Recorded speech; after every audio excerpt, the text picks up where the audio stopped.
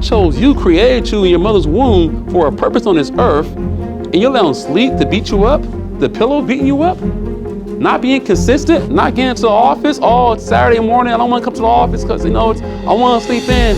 Like, to me, it's disrespectful to not want to work hard. But sometimes we get lost with that, right? Do you guys not realize like how hard life was 100 years ago, 200 years ago, 300 years ago? Like how hard life was. So we gotta be up early in our soft beds with our central heating and central air. Go downstairs. There's probably some food in the refrigerator. There's probably some fresh. You got clean water. I gotta take a shower, a warm shower. We lack gratitude. I gotta grind, get to the office to build my dreams. Man, think about it. The fact that you can build your dreams is a blessing. Sold out service, and you know we've been working. We serving, we earning.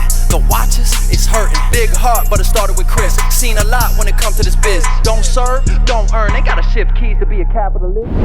Who wants to live a bigger life and have a bigger impact on their community, right? So here's the thing. What do you think stops us from achieving that life? Vices. Distractions, vices, fears, Our money blueprint, roots, our roots, like our past things we were taught by our generations, moms, conditioning, standards, exactly, right? So it's crazy. Sometimes we focus on making money, right? In order to make money, in order to have a life of significance, to build a life of value, you gotta look to the self first. Would you agree?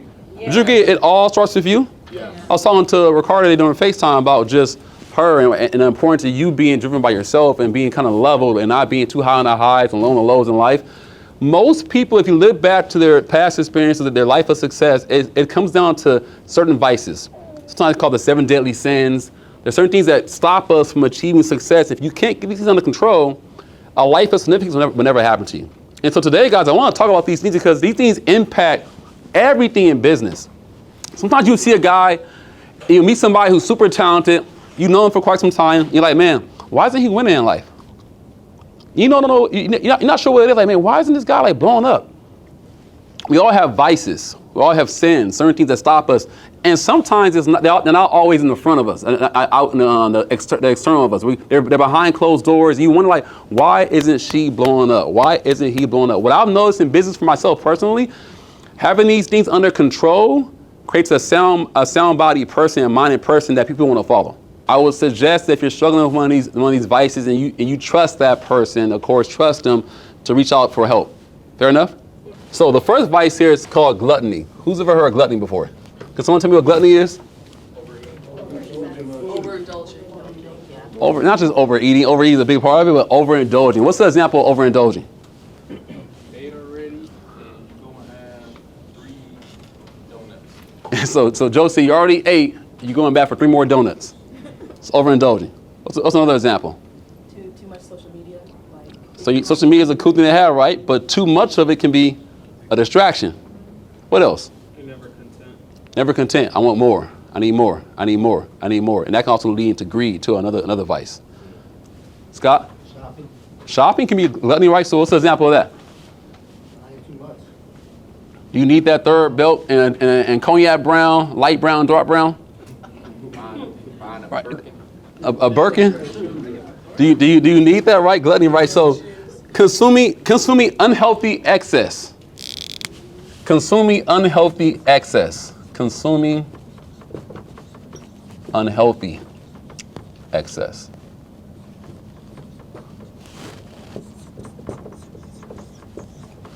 Right? That's one. So how do you overcome gluttony?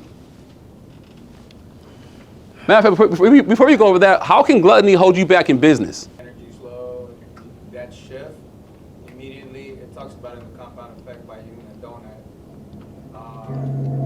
Like, in the immediate day. I'm like, that part of my training? Like, what is that, a car? Oh, I'm sorry, it must be Tasha or something. Go ahead. Yeah, like in the immediate moment, you won't feel it. Somebody said it in a training about a couple of weeks ago that, I think it was Kavar, that damage that you see, you're not going to see it right there. But compounding. The compound effect of overeating, 5 months. becoming lethargic, gaining weight. Fog. 100%. I was talking to Joe, right? And Joe's funny, man. Joe thinks I don't be seeing him, right? So so he said, I was like, man, I put on a little weight, man. I've been eating good, man. He's like, all that A5 and Wagyu. And he said that, I laughed it off. I was like, I think he's right, man. All right, I think he's right. Right? How much is too much? Based off what I want to achieve, what I want to accomplish in life, right? How much is going on too much? Think about a glass of wine. One glass of wine is probably cool. Maybe two. A third one? The whole bottle? Right. It's something you overindulge in what can happen. So in PHP, he made a good point there. Overindulging and maybe you have a vice. Maybe it's a drug. Maybe you're like, hey man, I take this certain drug to calm my nerves. I'm not gonna say what drug. I'm pretty sure many drugs calm nerves, right? And you say, okay, but then you start doing it every day. And then then you start doing it at 12 p.m. in the afternoon. And then you're doing it in the evening. And then what happens? You wake up. You do it when you wake up. Somebody that they know from experience. I'm just kidding. When you wake up, you gotta have it, man. And then you become lethargic. And you have no drive to do anything anymore. Because you tried it once, did it twice, did it too often. It's gluttony, right? And so with food's a big one for a lot of us. A lot of us love food, right? Raise your hand if you like food. We like food, man. We like good food. We like good food. What's the purpose of food? Nourishment. The purpose of food is nourishment. Joe's over here doing his meal prep and stuff, man. He got like 15 cases of ground turkey and brown rice and broccoli. Same thing every day. What's the purpose of it? Just the nourishment, right? Protein, carbs, vitamin A, vitamin B, B12. That's the purpose of food. But to get to a point where we overindulge and say we start eating food for what reason? What's the purpose of a donut? Let's be real. Like, what's the true purpose of a donut? He said happiness. He said happiness.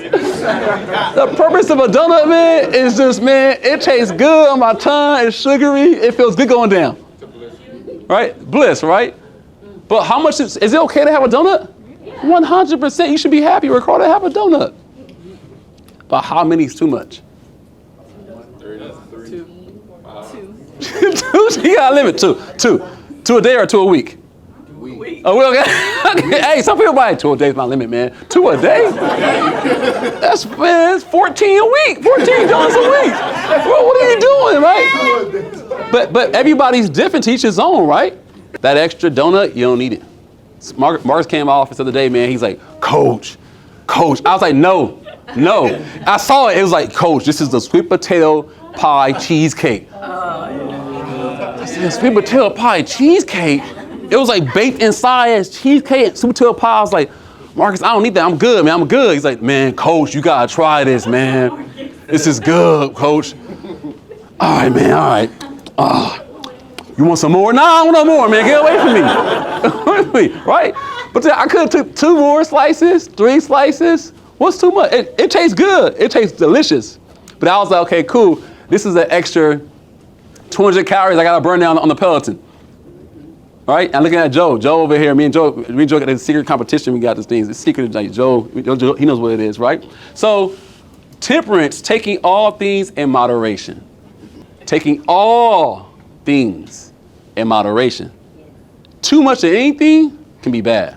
Too much food can be bad. I was telling somebody said they were hurt. They were taking ibuprofen. Not ibuprofen. It was what was it?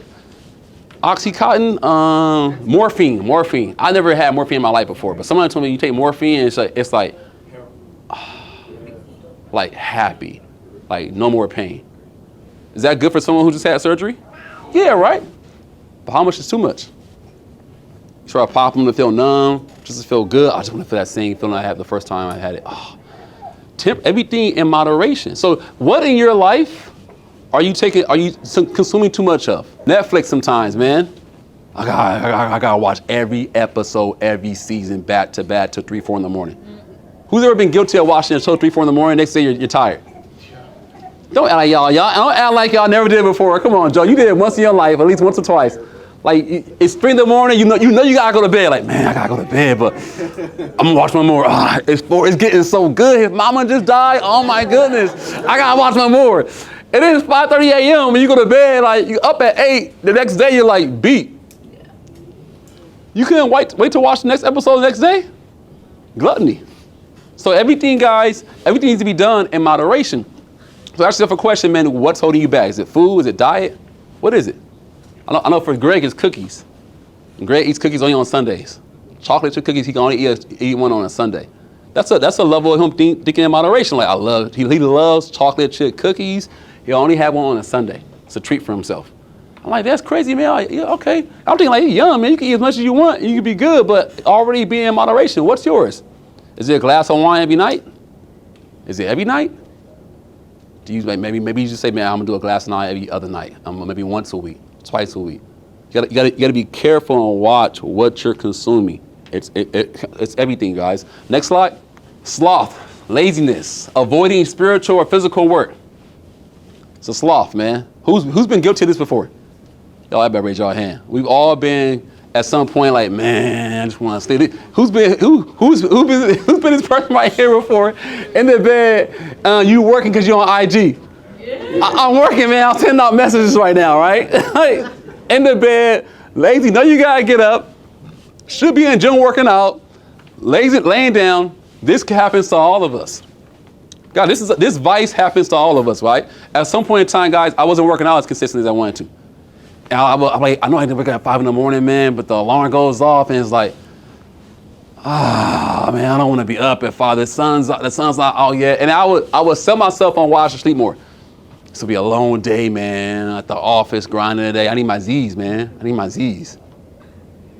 And so I sleep in till 6 a.m., 6:30, 7 o'clock, right? Would y'all agree hard work is like a mandatory ingredient to success in life in general, right? The entrepreneurship. What's your purpose on this earth?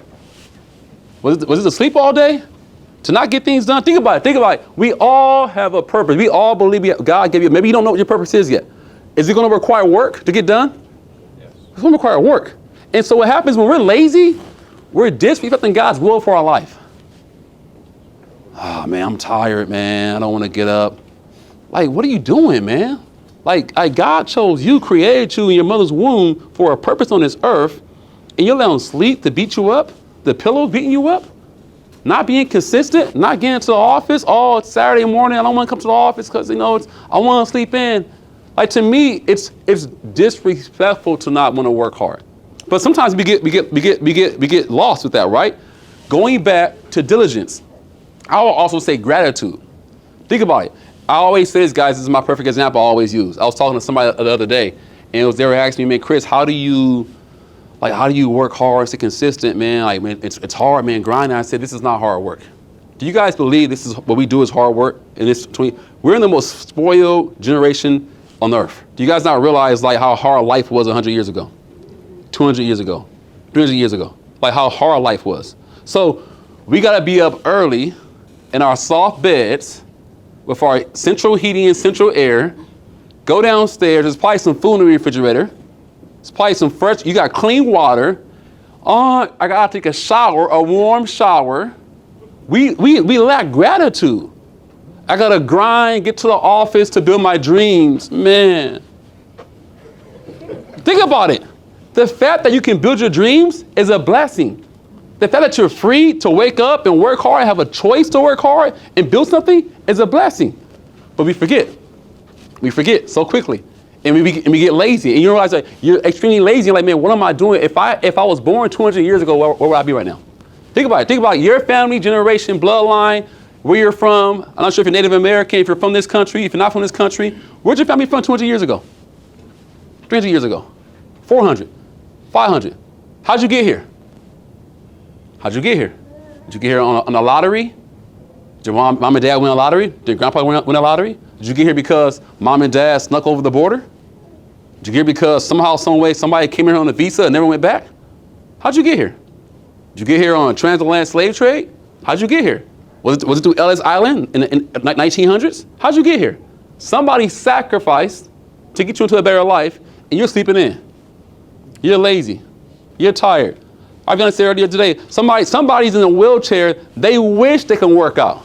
I was telling Grant, like, man, the fact that, like, it's a blessing to be able to wake up at 5 in the morning and go to Lifetime. Gym, you walk in there, got these treadmills, man, that sync to my Apple Watch, man, to track my BMI and stuff. Like, this is a blessing. I'm paying for this. This is a blessing to be able to wake up and work out and get in shape and go to a dry sauna and relax and hang out. It's a blessing. Some people don't have that. Take it for granted. We lack diligence, man. Lack diligence. So if this is something that's impacting you, man, why did God create you? Did God create you to be lazy? To not take care of this vessel God gave you? Like I get one body God gave me. I'm like, okay, cool. Let me respect this freaking body. Why am I beating it up? Why am I putting poison into it? Why am I overeating and stuff? Why am I not working out? Why am I not exercising? Why am I not getting my heart? Because I want to live a long life. Like I have a purpose. I have a purpose, guys. I have to live a long life. I have to. I'm not trying to die at age 55 from heart disease. Because God gave me a purpose. And I see what people are doing. I see the impact that a man can have in his 70s. I want to be sound body at age 78. But if I don't take care of myself, what happens at 78? I'm in a wheelchair. I'm in crutches. I got heart disease. I got decay of the veins because I'm not taking care of myself. Next one here. Greed. Unnecessary desire for earthly possessions. Unnecessary desire, right? So greed and generosity go hand in hand. Like the way you tame your greed, guys, is generosity. Freely giving of self or possessions. Guys, I live by this. Guys, I can very easily become greedy. Any one of us can. My money, my commission, my this, my that. Okay, cool. Man, when you give, it frees you of that. Okay, guess what? When you give, like this is a terminology I go by. This is what I subscribe to. I subscribe to something called the tithe. To give me 10% of my income to God's church, the local church. I subscribe to it. You don't have to. That's why I do. Y'all, when I make a $9,000 weekly deposit, I give $900 to the church. I can look at it two ways. I can say, dang, this is a lot of money the church is getting. $900. When I make $50K in a month, my church gets $5,000.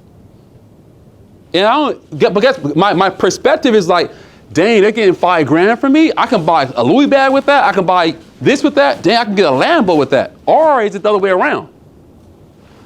I count it a blessing that God lets you keep 90% of it. I get to keep all this, 45. I can keep 45K. I get to get 45K. I made $10,000. I can keep $9,000. I made $1,000. I can keep $900. And guess what? When that happens, I have no possession over money. When you give your time, when you give money to people, when you bless people, we're at the IHOP the other day. We're at IHOP. The lady's working real hard. Our tab was $180. I give her a tip of $200 because it's not my money. I'm just a steward of it. God just blessed me with it, man. It's not my money. My possession of the money frees my heart to not be greedy. It actually frees you. When you give of yourself, it frees you because you're like, man, it's just money. It's just $200. I can think, man, $200, man. I can go out to this with that. I can get this with that. And guys, it's not like, oh, Chris is making money now. He's doing that. I've always been that way. A girl was going to a missions trip at our church, at Abundant Living Family Church. And at the time I was at, I wasn't even MP. I was making like $80,000 a year. I'm like, I can't go get time off of work. I'll sponsor your trip to Africa. Cause I'm like, man, I just want to see her go. She wants to go. She can't go. I'll pay for it. I'm not balling there. I'm not at 100K in income. I'll pay for it. Here you go. Because it's not my money. This is not even my gifts. These aren't my gifts. These aren't my, God gave me these gifts and talents. God gave me this. I give it freely. And guess what? It frees me of greed. But if you're someone who doesn't give it all, and you're like, man, my money, this is me, I did all this is my strength, this is off my will. You'll allow an open door for greed to come into your life. And these earthly possessions become, guys, I like Louis, I like Ferragamo, I like Gucci, I like Gucci, man, I like all that stuff. I like nice cars. I'm looking at right now a Porsche 911. I want a Porsche 911 turbo, but it doesn't own me. Giving that woman $200, man, it felt better for me. It felt good. I'm like, man, it feels freaking good giving her money. And then you saw her freaking, the look on her face. She's like, I can tell she's having a rough day. A rough day is for working at IHOP. That can't be enjoyable sometimes. And she looks at the check. She walks over to me and says, you just made my day. Thank you so much. I'm like, you're good. Like that $200 is not mine. It's like, cool, whatever. You can have that. Because guys, money, man, possessions, man, come and go. Ask anyone who's been at the top and fallen before it. None of that stuff matters at all. It really doesn't, man. People who have money, talk to anyone. Talk to anyone who's had money, like real money before and lost it. And ask them that question. Not someone who's trying to come up and they grind in and never had anything at all. Someone who's had money and lost it, it's not worth it. Next one. Anger. Outbursts of negative emotion or desire for revenge. This is like Marcus come out the office. Right? So anger, man, we all get angry at times, man. Life, we can't help it. It's an emotion we all have. It's emotion we have. It's passion. We all have passion for stuff, right? And when things don't go our way, we get upset. How do you offset anger? Having patience and charity when resolving issues. Y'all, man, meekness is not showing strength when it doesn't have to be shown. It's just like, man, okay, cool. Guys, sometimes real strength is meekness. You know how hard it is for someone who's pissing you off to be patient with them? To have charity when resolving issues. That means to give when resolving issues. When we're dealing with a client think of an issue, they want to take. They have no charity in their heart to give. Like, no, you wrong me or wrong you. Like, bro, like, it doesn't help you by doing that to that person, man. Have a heart of charity towards that person. Because now all you're doing is feeding into what? Your freaking anger. Your desire for revenge, negative emotions. It's hard to win here long-term with negative emotions in your heart. So you don't even know it yet. The negative emotion in your heart is what's holding you back. You have no meekness in your heart, no patience, no charity in dealing with issues. Every time I deal with an issue, I try to say, okay, cool, how can I meet this person where they're at? And how can I give them this situation right here? If you have anger in your heart, somebody wrongs you in life, your mom, your dad, brother, sister, have patience with them, man. Guys, I'm patient with everybody. I'm just patient, like, man, I'm be patient. And I'm married 11 years. In a couple of weeks, when you've been married 11 years, patience is like something that's forced to beat up into you. Like, it gets, be patient, be patient, be patient, be patient, be patient. We going to, we had date night last night, right? So I pre-ordered the Uber for 7 o'clock. I let her know hours ahead, hey, be ready at 7 o'clock. Be ready. The Uber's gonna be here at 7 o'clock. I know her though, I know her. Babe, he's on his way right now. He'll be here in 5 minutes. Should I cancel the Uber and take the hit? Because I know, are you ready? I see her, she's not dressed. I'm looking, I'm like, you not even dressed yet. You ain't gonna be ready in 5 minutes. Yeah, babe, can you just cancel it and reorder later on? No problem. Cancel the Uber, it costs like $4. Cancel Uber. Eat this $4, my fault. I should've did $7.15. Patient. Chris Hart 10 years ago? It's an issue. Hey, I said 7 o'clock, so we need to be ready at 7 o'clock. I give you 4 hours notice, like, to get ready? I don't understand. You have 4 hour notice to get ready? Why aren't you ready? You know how much your makeup takes 35 minutes? Pre-plan for 35 minutes for the makeup. Patience, man. Hey, we late? Oh, no biggie, babe.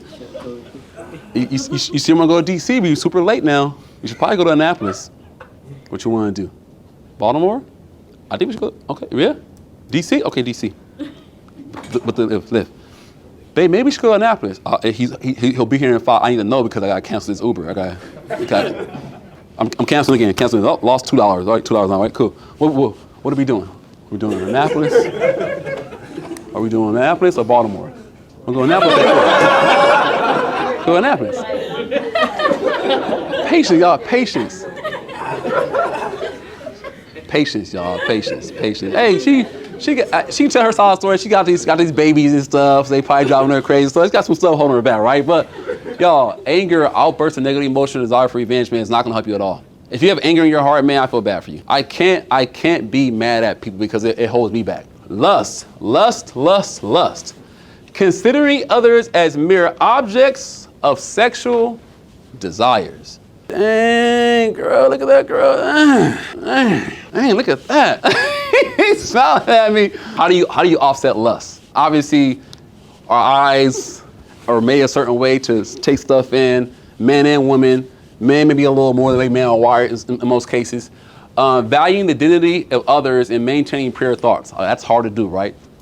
I thought this was pretty cool. It says love and lust, right? Love grows slowly, lust at first sight. You would say, I loved you at first sight. You did not love her at first sight. I loved her at first sight. No, what attribute did you love? Because you didn't talk to her yet. You didn't know what she was about, her values and principles. What you love about her? It was lust, right? Love gives, lust takes. Lust is like, I need this. Patient, lust is impatient. I want to wait till till marriage. Bro, baby, you ain't gotta wait till marriage, baby girl. You love me, right? I love you. What we doing? What we doing here? Respects desires. Desires, not respect. Unselfish, selfish. Honest, not always loyal. Why? Because lust is me fulfilling something I need, something I want, right? Friendship, image. Security, jealousy. Constant work, a fling. So what does lust have to do with 7 vices holding someone back? How can this hold someone back in business? Distractions. It's a distraction. I was telling someone today, why? So y'all know here in the office here, like I don't condone sleeping around out here. I'm not at all. For me, it's like, hey, because here's what happens. Why at Apple or at certain companies, why can't I work at a company office and commingle with people there? Why do companies have a standard there that, hey, you can't commingle or don't dip your pen in the company, eat, all that kind of stuff? Why is it frowned upon? Causes conflict. Performance can drop because of conflict and emotions getting involved and that kind of stuff. So these big corporations do that, right? Even when me and Vassina were dating at Circuit City back in the day. Once I started dating her, they said, okay, cool, Chris, you gotta go. I can't work. You gotta go to a different location, or I think they shipped her all different location. Why is that? We just having a little fun, why is that? It's not conducive. It's not good for business, because here's what happens with it, right? Because remember, love and lust are different. Lust takes, it's impatient, desires, it's selfish, not always loyal. And so when this happens in the office environment, what can happen? Can drama come up from that? 100%. Is that good for money? We want to make money here, right? So how do you do it, man? By valuing the dignity of others and maintaining your pure thoughts, man. At the end of the day, man, here's my thing about lust and lust. Lust. Think about how many scandals have you seen on television of a married man or woman and something happening. Like we see it all the time, right? Why did the Prime Minister of England step down? Sex scandals. Sex scandals. Sex scandals. Plural. Multiple cases where he had sex scandals. Now, I don't know. I ain't that man's business, man. I don't know what he was doing. He was accused of sex scandals. And no one knows. I ain't seen anything. But I'm guessing that has something to do with this right here. He saw somebody. He wanted to take something. He had a desire. It was selfish. And then his control over what his own desires cost him the highest ranking position in England as a prime minister. Guys, lust is a big one for a lot of people. If you have a problem with lust, get it under control. Envy, resenting others for their possessions or talents. Look at this. You hate on somebody because they flower bigger than yours, or their grass bigger. Man, it's like he's seen growing over there, man. Man, Brandon Ford base shop is growing. Man, Brandon Ford got some nice suits, man. Hating on him, man. He think he's sharper than his suit. Today me and Joe was talking about that suit. We weren't hating. We were like, man, he look like a congressman, like Congressman Ford over here, man. Just even the way Brandon standing, y'all know his Brandon. He different in his suit. He different, right? I'm like, what? Why are you saying like that?